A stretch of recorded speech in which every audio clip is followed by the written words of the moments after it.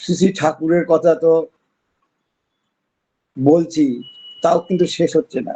এই বলার মধ্যে চেষ্টা করি মানুষ যাতে সহজভাবে বুঝতে পারে, কিন্তু জানি না সহজ কোথায় হচ্ছে না হচ্ছে, ভুলে যাই। আর নিজে যা বুঝি তা যতটুকুন পারি চেষ্টা করি বাস্তবে করার জন্য। যাই হোক, আজকে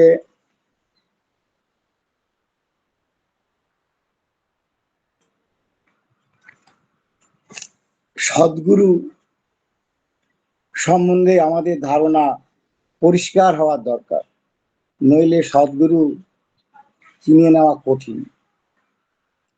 সাধারণত দুই শ্রেণীর সদ্গুরুকে সদ্গুরু বলা হয়, একজন তত্ত্বপুরুষ আর একজন তত্ত্বজ্ঞ পুরুষ।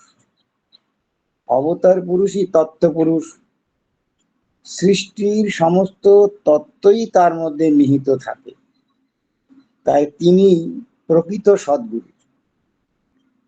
তিনি অপূরণীয় বৈশিষ্ট্যপালী, অর্থাৎ সৃষ্টির মধ্যে যা কিছু আছে সমস্ত কিছুই তিনি বৈশিষ্ট্য অনুযায়ী সর্বতোভাবে পরিপূরণ করতে পারেন।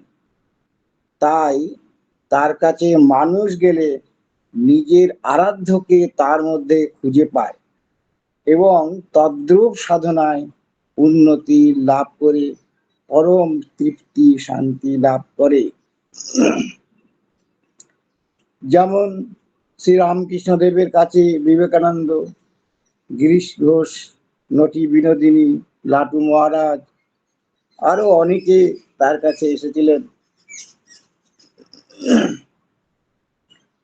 শ্রী ঠাকুর অনুকূল চন্দ্রের কাছে এসেছেন রিয়ার্চার হাউজারম্যানরা ও তার মাতৃদেব, যিনি খ্রিস্টান ছিলেন, খলিলুর রহমান দা, যিনি ইসলামপন্থী ছিলেন, স্পেন্সার দা, যিনি খ্রিস্টান ছিলেন, বৈজ্ঞানিক শ্রীকৃষ্ণচন্দ্র ভট্টাচার্য দা, যিনি বৈজ্ঞানিক ছিলেন, শরৎচন্দ্র চ্যাটার্জি, তিনি সাহিত্যিক ছিলেন, অদ্বৈত মহাপ্রভুর বংশধর শিষ্য ছিলেন শ্রী সতীশচন্দ্র গোস্বামী দা, মদ মাতাল হেম কবিতা, অনন্ত মহারাজ, সি আর দাস, এরম এই মানুষ যারা ঠাকুরের কাছে এসেছিলেন, তারা তাদের জীবনীশীল পরম আত্মার তৃপ্তি পেয়েছিলেন।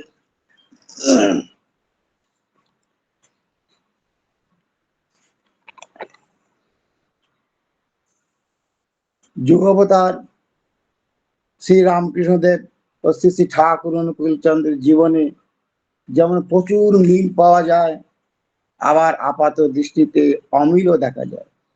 আবার সেই অমিল পরোক্ষভাবে মিলেরই লক্ষণ। যে যুগে যেমন প্রয়োজন, যেমন সমস্যা, তার গভীরতা যেমন, তার সমাধানও তেমন। সমস্যা যেমন ধাপে ধাপে বেড়ে চলে, সমাধানও তেমন ধাপে ধাপে দিতে হয়। তার জন্য তাকে বারবার আসতে হয় এই পৃথিবীতে।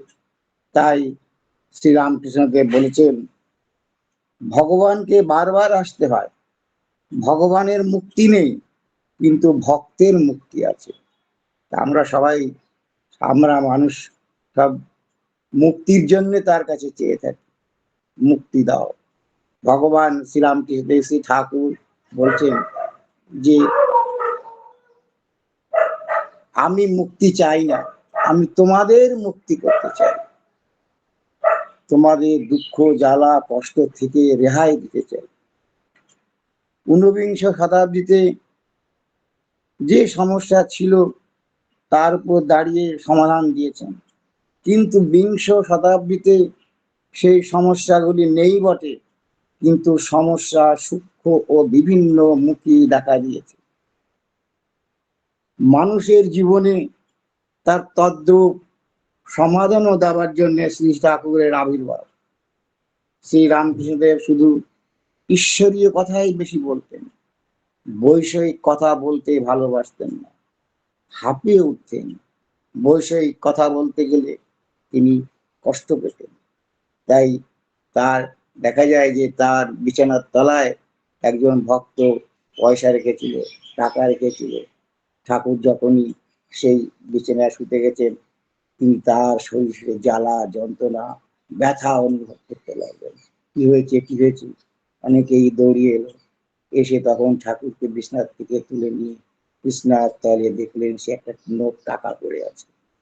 তাই তিনি টাকা ছুতেনও না, তিনি কোনোদিন টাকা হাতেও নিতেন না। শ্রী ঠাকুরের মধ্যেও এটা দেখা গেছে। কোনো কোনো ক্ষেত্রে ঠাকুরকে পয়সা হাতে ধরতে হয়েছে, কিন্তু ঠাকুর কোনোদিন পয়সা হাতে নিতেন না, কারো প্রণামী হাতের থেকে নিতেন না। তার প্রণামী বাক্স ছিল। যারা ইষ্টভীতি সস্তায় যারা দীক্ষিত মানুষ, সব তা সেই অর্থ সে ফিলন্থ্রপি অফিসে জমা দিয়ে আসতেন। ঠাকুর বলতেন, যা ওইখানে অফিসে জমা দিয়ে।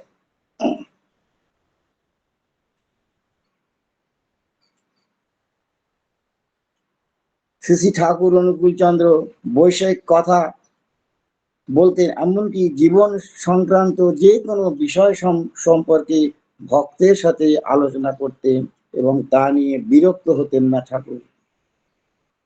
ঠাকুরের মধ্যে সমস্ত রকম পাওয়া গেছে। তিনি সংসারী মানুষ, সংসারী সন্ন্যাসী। শ্রী ঠাকুর অনুকূল চন্দ্র বর্তমান গ্লানি নিয়ে জীবনের সর্বত্র আলোচনা ও সমাধান করে গেছেন। তাই তিনি আহার বিহার, সদাচার, বিবাহ, প্রজনন, সংসার, সমাজ, দেশ, রাষ্ট্র, সাহিত্য, বিজ্ঞান, শিল্প, ব্যবসা বাণিজ্য, আবার ডাক্তারি লাইনের রোগ ও ঔষধ নিয়ে আলোচনা করে ঔষধও তৈরি করে দিয়ে গেছেন। হোমিওপ্যাথি, কবিরাজি ওষুধ ইত্যাদি। শ্রী রামকৃষ্ণদেব নিরামিষ আহার পছন্দ করতেন, নিজে মাছের ঝোল ভাত খেতেন। শিষ্যদের উপর কড়া নির্দেশ ছিল না নিরামিষ আহারের জন্য। সেই যুগে সেই রকমই ছিল। শ্রী ঠাকুর নিজে নিরামিষ আহার করতেন, নিরামিষ আহারের উপরে জোর দিয়েছেন। এমনকি সস্তায়নী ব্রতের নিয়মে নিরামিষ অপরিহার্য তাও বলেছেন। শ্রী রামকৃষ্ণদেবের মতে প্রত্যক্ষভাবে যজন যাজন ইষ্টভীতির কথা পাওয়া যায় না, অবশ্য প্রচ্ছন্নভাবে কথাবার্তার মধ্যে পাওয়া যায়। যে ভক্তের বলতেন, কেউ আসলেই তাই বলতেন, কিছু আনিছিস? একটি ঘটনা শুনেছিলাম, নরেন যখন ঠাকুরের কাছে এসেছিলেন, রামকৃষ্ণদেবের কাছে প্রথম যেদিন আসলেন, সেদিনকে যেমনি ঠাকুরের সঙ্গে দেখা, ঠাকুর ঘরে বসে আছেন, নরেন এসছেন, নরেনকে দেখেই বলছেন, কিরে আনিছিস কিছু? তার মানে এই রামকৃষ্ণদেবের কাছে নরেন খুব কাছের লোক, তাকে চেনেন, কিন্তু নরেন তো ঠাকুরকে চেনেন না। ঠাকুর চেনেন, তিনি সর্বদিকে সবাইকে চেনেন, কিন্তু নরেন অনেক কষ্ট করে এসছেন। নরেন ভাবছে, এ কি বাবা, আমি প্রথম আসছি, আবার ঠাকুর আমাকে চাইছেন। নরেন কিছু বুঝতে পারলেন না। আর সেদিনকে এই রামকৃষ্ণদেবের নাকি জন্মদিন ছিল। অনেকেই অনেক কিছু নিয়ে আসছে জন্মদিনে, কিন্তু নরেন তো বুঝতে পারেনি। এইরকম ঠাকুর চেয়ে নিতেন, এই চাওয়ার মধ্যেই তার মঙ্গল নিহিত আছে, তাকে দেওয়ার মধ্যে যে মঙ্গল নিহিত আছে, এটা ঠাকুর তো জানেন। ঠাকুর পূর্ণভাবে তিনি মানুষকে বলেন, কিন্তু শ্রী ঠাকুর এসে আমাদের ধরিয়ে দিলেন ইষ্টভীতি, সস্তায়নী, প্রণামী সমস্ত ধরিয়ে দিলেন।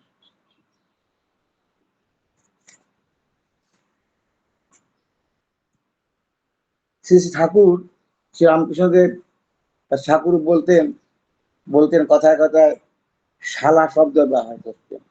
তো জিজ্ঞেস করেছে, ঠাকুর আপনি শালা শব্দ ব্যবহার করেন কেন? শালা মানে আশ্রয়, পাঠশালা, গোশালা, পাঠ্যশালা। শালা মানে আশ্রয়, তার মানে ঠাকুর বলতেন ধূরশালা, এই যে প্রেমের সাথে বলতেন, তার মধ্যে তোর মানে তার মধ্যে আমি তোমার হৃদয়ে আছি, আশ্রয়স্থল। যে ঠাকুরকে নিয়ে চলে, ঠাকুরকে আশ্রয় দিয়ে চলে নিজের হৃদয়ে, সে একজন সত্যিকারের ভক্ত।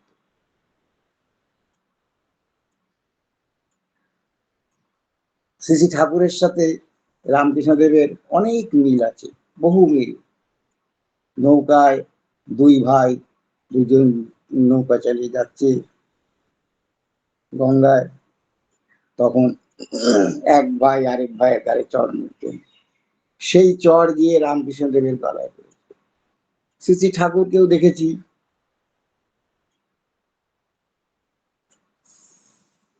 ওই ঠাকুর যখন যাচ্ছিলেন ঘোড়ার গাড়ি চড়ে, ঘোড়ার পিঠে যখন চাবুক মারা হয়েছে, সেই পিঠে সেই চাবুকের দাগ ঠাকুরের পিঠে, সবাই জানেন সেটা।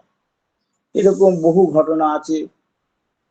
সেই একটা গরু সেই খালের মধ্যে পড়ে গেছিল, এই আমাদের কিশোরী মোহনদা আর ঠাকুর দুজনে মিলে গরুটাকে তখন দড়ি বেঁধে, আর কিশোরীদা পেছন দিক থেকে ঠেলে তাকে যখন তুললেন, তুলে ঠাকুরের গলায় সেই দড়ির দাগ দেখা গেছিল, লাল হয়ে উঠেছিল, কিছু রক্তক্ষরণ হয়েছিল। পরে তখন দেখা গেল ঠাকুরের যে গলায় যে রক্তের দাগ, ওই গরুকে যখন তুলেছিল ধরে, গরুর গলায় যে ব্যথা লেগেছিল সেটা ঠাকুরের গলাতেও লেগেছিল। তারপরে এরকম আরো আছে। ঠাকুর দেওঘরে, ঠাকুর এক জায়গায় হাঁটতে হাঁটতে যাচ্ছেন একটা গাছের তলা দিয়ে, আর ঠাকুরের চোখ দিয়ে জল পড়ছে। খুব ঠাকুরকে জিজ্ঞেস করছেন, ঠাকুর আপনি চোখ দিয়ে জল পড়ছে কেন, কি হয়েছে আপনার? বলে গাছের ডালটা কাটলি কেন? বলে ঠাকুর গা কেটে ঘর তৈরি হবে, সেই ঘরের সুই তৈরির জন্য গাছ ডালটা কাটা হয়েছে। যা কিছু ওষুধপত্র নিয়ে গাছের ডালটাতে লাগিয়ে দিয়ে আয়। এইরকম ঠাকুর ছিলেন অনুভূতি করা। ঠাকুর বলতেন, গাছ যে মাটির থেকে রস শোষণ করে সে বৃদ্ধি হয়, যে অনুভূতি পায় সেই অনুভূতি আমিও পাই। শ্রী শ্রী রামকৃষ্ণ দেব যখন একদিন সেই তার বাগানে, ফুল বাগানের মধ্যে হাঁটছেন দুব্ব ঘাসের উপর দিয়ে, তখন তার কি যেন মনে হলো যে দুব্ব ঘাসগুলোর জন্য কষ্ট হচ্ছে, তারও কষ্ট হচ্ছে। ঠাকুর সঙ্গে সঙ্গে সেই দুব্ব ঘাসের থেকে না হেঁটে অন্য জায়গায় সরে আসলেন। এইরকম অনুভূতি। এক জায়গায় ঠাকুর বলছেন, ঠাকুর একদিন কথায় ঠাকুর বলেছিলেন, এই রামকৃষ্ণদেব এসছেন, ওটা আমি এসছি, ওটা হচ্ছে আমারই প্রিয়াম্ব, আমারই প্রস্তাবনা। রামকৃষ্ণদেবের কথা বলেছিলেন বলতে গিয়ে। আর ঠাকুর হচ্ছেন সব পরিপূর্ণ হয়ে পুরো সমগ্র জগতের সমস্ত দুঃখ, যা সব রকম দুঃখ জ্বালার কষ্টগুলোর সমাধান তিনি দিয়ে গেছেন।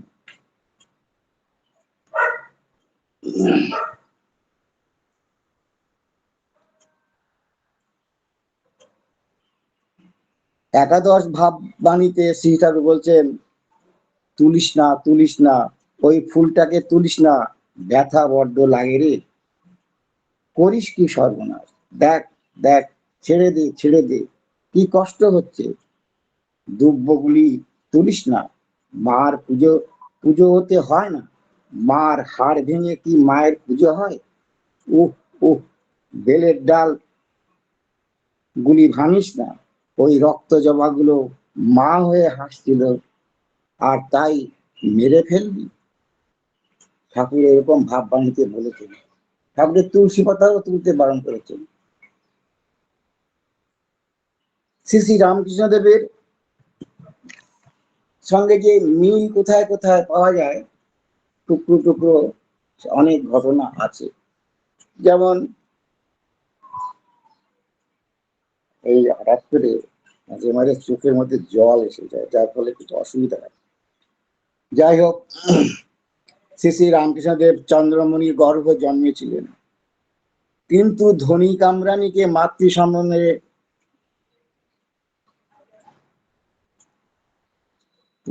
পৈত্য পর প্রথম মুখ দর্শন করে ভিক্ষা নিয়েছিলেন, পৈতের সময় ভিক্ষা নিয়েছিলেন মায়ের কাছ থেকে, তা মা বলে ডাকতেন, সম্মান দিয়েছিলেন সারা জীবন। ওই ছোটবেলায় তো ধনী কামরানি ঠাকুরকে মানুষ করেছিলেন। শ্রী শ্রী ঠাকুর অনুকূলচন্দ্র ও মাতা মহানবীর গর্ভে জন্ম নিলেন। পাড়ার সুশীলাবালা বসমা নামে একজন মহিলাকে মা বলে ডাকতেন এবং ছোটবেলায় অধিক সময় তার কাছে লালিত পালিত হয়েছিলেন। সুশীলা মাকে ঠাকুর খুব ভালোবাসতেন। এই দেওঘরেই তার দেহ অন্ত হয়েছিল। তার জীবনের শেষ দিন পর্যন্ত মায়ের সম্মানে তাকে নিজের কাছে ভরণ পোষণ দিয়ে রেখেছিলেন। তিনিও ঠাকুরের নিজের সন্তানের মতন মনে করতেন।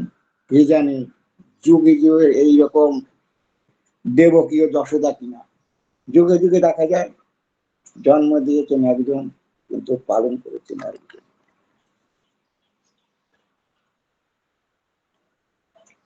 শ্রী শ্রী রামচন্দ্রের পাদপর্শে অহল্যা পাষাণ মুক্ত হয়েছিল। আর এই কলিযুগে বারাঙ্গনা নতি বিনোদিনীর মুক্তি হলো শ্রী রামকৃষ্ণের স্পর্শে। আর বারাঙ্গনা রইলেন না, তার নির্মল চৈতন্যের উদয় হলো, চৈতন্যময়ী বিনোদিনী হলেন। ঠাকুর তখন ন্যাশনাল মেডিকেল কলেজে পড়তেন। মিসেস ঠাকুর সন্ধ্যায় আউটরাম ঘাটে মাঝে মাঝে উদাস নয়নে গিয়ে বসে থাকতেন আর স্মরণ করতেন পরমপিতা। বন্ধুরা ভাবল যুবতী স্ত্রীকে বাড়িতে রেখে এসে মন খারাপ করেছে, তাই অনুকূলকে আনন্দ দেওয়ার জন্য এক পতিতালয়ে নিয়ে গেল তারা। এসে শ্রী ঠাকুর বুঝতে পারলেন এরা যে আমার মা হয়ে ছেলের সর্বনাশ করবি। আমি যদি পেটের ছেলে হতাম তবে কি তাকে এমন জায়গায় আনতে বলতিস মা? ওই সময় শ্রী ঠাকুরের সেই মুখ থেকে মারাত্মক যে দেববান দৈববাণী সৃষ্টি হয়েছিল, সমস্ত পতিতারা নাকি শুনে অবাক হয়ে গেছিল। এই কথা শুনে সকল পতিতারা বন্ধুদের তিরস্কার করেছিল। এমন মানুষকে এখানে আনি? সেই মা ও মেয়ে নাকি সমস্ত সম্পত্তি বেচে কাশিতে গিয়ে তারা বসবাস করতে থাকে। এইরকম সেই কোনো দেখা যায়নি। শ্রী শ্রী রামকৃষ্ণের কাছে প্রথম যখন তার চিহ্নিত মানুষ নরেন, গিরিশ, লাটু মহারাজ প্রভৃতির আসতেন, তখন তিনি তাদের আদরের ছলে স্পর্শ করে দিতেন। রামকৃষ্ণ তাদের হাত ধরে স্পর্শ করতেন, হাত দেখার নাম করে হাত ধরতেন, খালি হাত দেখার জন্য নয়। তাই ঠাকুর বলছেন যে এই স্পর্শ দিয়ে তাদের অহংকে দূর করতাম, তার মধ্যে আমি ঢুকতাম। শ্রী ঠাকুরকে দেখেছি তিনি তার দৃষ্টি দিয়ে মানুষের মধ্যে ঢুকতেন। আমি যখন কোনো মানুষকে কোনো স্পর্শ করি জানিস কেন? অহংকারের বশবর্তী হয়ে যখন আমাকে জানতে চায় না, তখন কৌশলে স্পর্শ করে দিলে নিজের শরীর দেখিয়ে এর মধ্যে যে আছে তার শক্তি অহং নষ্ট হয়। যারা ঠাকুরকে ভালোবাসে, ঠাকুরকে শ্রদ্ধা করে, দৈনন্দিন তাকে ভালোবাসে, তার মধ্যে অহং আস্তে আস্তে মুছে যায়। কৃষ্ণদা, হেমকবি, অনন্ত মহারাজ, সিআর দাস ঠাকুরের কাছে যে সব ভক্ত আসেন তাদের তিনি স্পর্শ করে দিচ্ছেন। কেউ কপটতা পছন্দ করতেন না। দেখুন ঠাকুর প্রায় যখন যেতেন পদ্মার তীরে গিয়ে দুপুরবেলা স্নান করতেন, বহু ভক্তরা সঙ্গে যেত। সেই ভক্তদের জুতো খুলিয়ে জুতো এক জায়গায় রেখে তাদের গায়ে থেকে হাত পায়ে পর্যন্ত তেল মাখিয়ে দিতেন আর একসঙ্গে স্নানে নামতেন। মানুষের সাথে মানুষ এই শ্রী ঠাকুর যে যুক্ত হতেন, তিনি তো সর্বশক্তিমান। আর আমরা কি? আমরা দুর্বল চিত্ত, আমরা অহংয়ে ভর্তি, কাম ক্রোধ লোভে ভর্তি। আর তার এই পুণ্য স্পর্শে মানুষ আরো সেই মানুষের মতো মানুষ হয়ে উঠত। এইটি ঠাকুরকে দেখা গেছে। ঠাকুর ছুটে ছুটে গেছেন মানুষের কাছে তার মঙ্গলের জন্য। ঠাকুর পাবনার থেকে ছুটে আসতেন কুষ্টিয়াতে। রামকৃষ্ণদেব বিবেকানন্দকে স্পর্শ করেছিলেন। বিবেকানন্দের ভিতরে যে ভাব অনুভূতি নিয়ে এসেছিলেন, একটা পরম ঐশ্বরীয় অনুভূতি। ঠাকুর গোসাইকে বলতেন, শ্রী ঠাকুর কাছে গোসাইদা এসেছিলেন সতীশচন্দ্র গোস্বামীদা। শ্রী ঠাকুর গোসাইকে বললেন তার সামনে বসে জপ করতে। গোসাই জপ ধ্যান আরম্ভ করলেন। ঠাকুর তাকিয়ে আছেন অপলক মুখের দিকে। তারপর তরতর করে সুরত চড়ে যাচ্ছে। ষষ্ঠ চক্র, সপ্ত স্বর্গ ভেদ করে তার মন আহরণ করছে আরো ঊর্ধ্বে। সহস্রার বঙ্কনাল পার থেকে হয়ে কত নাদ ধ্বনি, তারপর অপরূপ জ্যোতি তরঙ্গের খেলা। এইসব ওই আমাদের সতীশচন্দ্র গোস্বামী দেখছেন ধ্যানে বসে। সম্মুখে হিরণ্যগর্ভ পুরুষ, তার অঙ্গজ্যোতি দিক দিগন্তে বিচ্ছিন্ন হয়ে কোটি ব্রহ্মাণ্ডের সৃষ্টি করছে। যার প্রতি রোমকূপে বর্ণ জ্যোতিষ্ক মণ্ডলী, যার চতুষ্পার্শ্বে ধ্বনিত অশ্রুত নাদ ব্রহ্ম, এই সেই পুরুষ, সেই যে অনুকূল চন্দ্র।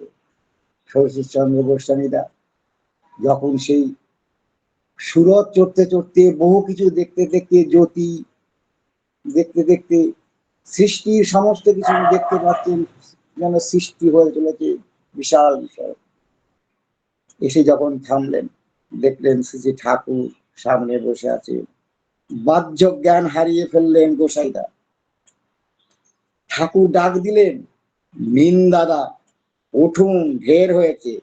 আর কেন? জ্ঞান ফিরলে গোসাইদা দেখলেন যে শ্রীকৃষ্ণ মূর্তির ধ্যান ও নাম নিয়ে যিনি বসেছিলেন, তিনি তো শ্রীকৃষ্ণের নাম নিয়ে নাম করতেন, যে সেই নাম আর সেটা নেই, অন্য নাম এসে গেছে তার মুখ দিয়ে বেরোচ্ছে। সেই আমরা যে নাম করি সেই নাম, যেটা কোনোদিন শোনেননি, ও ধ্যান করতেন শ্রী ঠাকুর। এইরকম ভাবে ঠাকুর একদিন ওই সতীশচন্দ্র গোস্বামী দেখে দৃষ্টি দিয়ে তাকে তিনি দেখিয়েছিলেন। এরকম ভক্ত তার মতন তো পাওয়া যায় না। যাই হোক, আমার সময় হয়েছে। ঠাকুর বলতেন, 4 রকমের ভাব শ্রী ঠাকুর ও রামকৃষ্ণের মধ্যে দেখা যায়। তীব্র ব্যাকুলতা, গভীর ঈশ্বর অনুরাগ ও অনুসন্ধিৎসা। তাকে শুধু বই পড়েই বোঝা যায় না। গীতায় আছে আত্ম, অর্থার্থী, জিজ্ঞাসু ও জ্ঞানী, এই 4 শ্রেণীর মানুষের মধ্যে ঈশ্বর তৃষ্ণা থাকবেই। এরাই কেবল তার খোঁজ করে। এই 4 শ্রেণীর মানুষই এদের যুগাবতারের কাছে এসে হয়েছে পরিপূরিত, পেয়েছে শান্তি, তৃপ্তি। ও শ্রীকৃষ্ণের কাছে, রামকৃষ্ণের কাছে সে যুগে মণি মাস্টার, ডাক্তার, কেশব সেন, বিজয় কৃষ্ণ গোস্বামী, নরেন, গিরিশ ঘোষ, বিনোদিনী, 3-20 মতো মানুষ এসেছিলেন। তারা জীবনে তারা পরিপূর্ত হয়েছিলেন। শ্রী শ্রী ঠাকুর এবং রামকৃষ্ণদেবকে নিয়ে আরো ঘটনা আছে, তার মিল আছে প্রচুর। ভিগুর রাশি, ভিগুর পুষ্টিতে যেমন দেখা যায়, শ্রী শ্রী ঠাকুরের পূর্ব জীবনের সম্বন্ধে পুরো রামকৃষ্ণদের সঙ্গে মিলে যায়। তাই এই ভালো লাগে, একটা জিনিসকে যদি আমি পুরাতনকে নিয়ে আবার নতুনের সাথে যুক্ত করি, আমার জ্ঞান এবং দৃঢ়তা, আমার ভক্তি শ্রদ্ধা যেন আরো বেড়ে যায়, আমাদের অনুভূতি আরো মজবুত হয়। এইটি। যাই হোক, আজকে এখানেই আমি রাখছি। আজ প্রসঙ্গে সবাই এই নিয়ে থাকুন, শ্রী ঠাকুরকে নিয়ে থাকুন, সবাইকে নিয়ে থাকুন। জয় গুরু, জয় গুরু শঙ্কর দা, জয় গুরু, ভালো থাকুন। জয় গুরু, জয় গুরু। অপূর্ব ইষ্টব সঙ্গ, বাস্তব ঘটনা। যে আজকে রামকৃষ্ণ পরমহংসদেবের সঙ্গে আমার শ্রী শ্রী ঠাকুর অনুকূল চন্দ্র বহুত মানে কম্পেয়ার করে অনেক কিছু বললেন। রামকৃষ্ণ পরমহংসদেব পৃথিবীর বুকে এলেন, ঠাকুর যে এসেছিলেন তার সঙ্গে অনেক সঙ্গতি সম্পন্ন কথা আজকে বললেন খুব সুন্দর করে।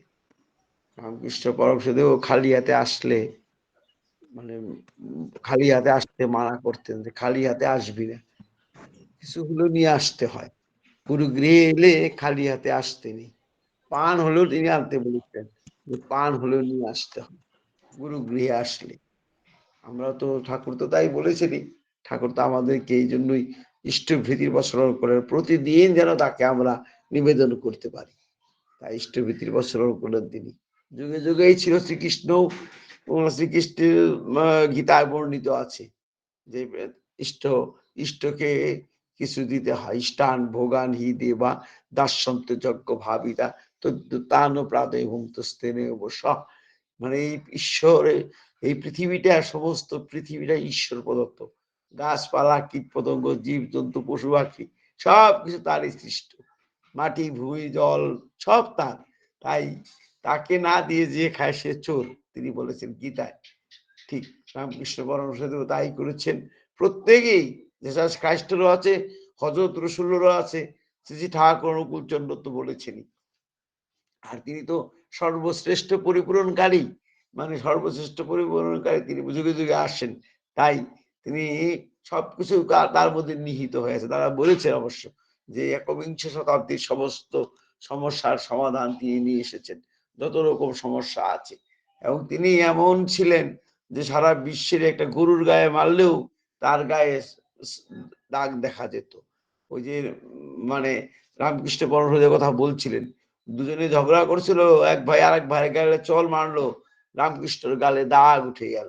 অর্থাৎ তিনি সর্বত্র বিরাজ। তিনি কি বোঝাতে চাইছেন, যে আমি সব জায়গায় আছি, আমিও তুমি, তুমিও আমি, পৃথিবীর প্রত্যেকটি মানুষ, জীব জন্তু, গাছপালা সব আমি। ওই তিনি যে বলেছেন ওই তাই আর কি দেখাতে চেয়েছে যে তিনি সব। সে কথা বললেন অপূর্ব ভাবে। রামকৃষ্ণ পরমহংসদেবের আরো অনেক কথা বলেছেন, বিবেকানন্দের কথা বলেছেন। পরিশেষে একটা সুন্দর কথা বলছিলেন, কি সুন্দর করে মানে বিভিন্ন কথাদের মাধ্যমে সেই ঠাকুরের মানে কথা, অনেক সুন্দর সুন্দর কথা বলে আজকে ইষ্ট প্রসঙ্গ শেষ করলেন। খুব সুন্দর ইষ্ট প্রসঙ্গ আমরা শুনি দীনানন্দ বিশ্বাসদার কাছ থেকে, প্র্যাকটিক্যাল কথা শুনি। মানে উনি উনি দেওঘরে ছিলেন, তখন যা যা করেছে সে কথাও বলেন, সে কথা আমরা তার কাছ থেকে শুনতে পাই অপূর্ব ভাবে। খুব সুন্দর করে তিনি ধীরে সুস্থে বলেন আর কি। আর তিনি বলছিলেন চোখে ঝাপসা হয়ে যায়, মানে অনেক সময় বয়সের কথা, বয়সের সঙ্গে আমাদেরই চোখে ঝাপসা হয়ে যায় অনেক সময়। চোখে মানে ঝাপসা হয়ে যায়, মানে মানে কথা বলতে বলতে চোখে জল এসে যায়। দাদা বলছিলেন আসলে এই মানে রিয়েলাইজেশন, মানে অনুভূতিটা জেগে উঠে তো, খুব অনুভূতি জেগে ওঠে। একটা কথা বললে তার শব্দ অর্থ নিজের মধ্যে ক্রিয়া করে, আর তখন রিয়েলাইজেশন আসে, মানে অনুভূতিটা জেগে উঠে, আর তখন চোখ দিয়ে জল বেরিয়ে যায়, তখন কথা বলতে অসুবিধা হয়। দাদা বলছিলেন আসলে তাই। খুব সুন্দর করে আমার শ্রদ্ধা দাদা বিভিন্ন ঘটনাজির মাধ্যমে আজকে ইষ্ট প্রসঙ্গ করলেন, অপূর্ব ইষ্ট প্রসঙ্গ। পরম পিতার চরণে আমার শ্রদ্ধা দাদা সুস্থ স্বাস্থ্য নিরোগ জীবন কামনা করি। পরিবার পরিজন সবাইকে নিয়ে সুখে শান্তিতে আনন্দে ভরপুর থাকুন, এই প্রার্থনা তারই চরণে। জয় গুরু। শ্রদ্ধা দাদা খুব ভালো থাকবেন। জয় গুরু।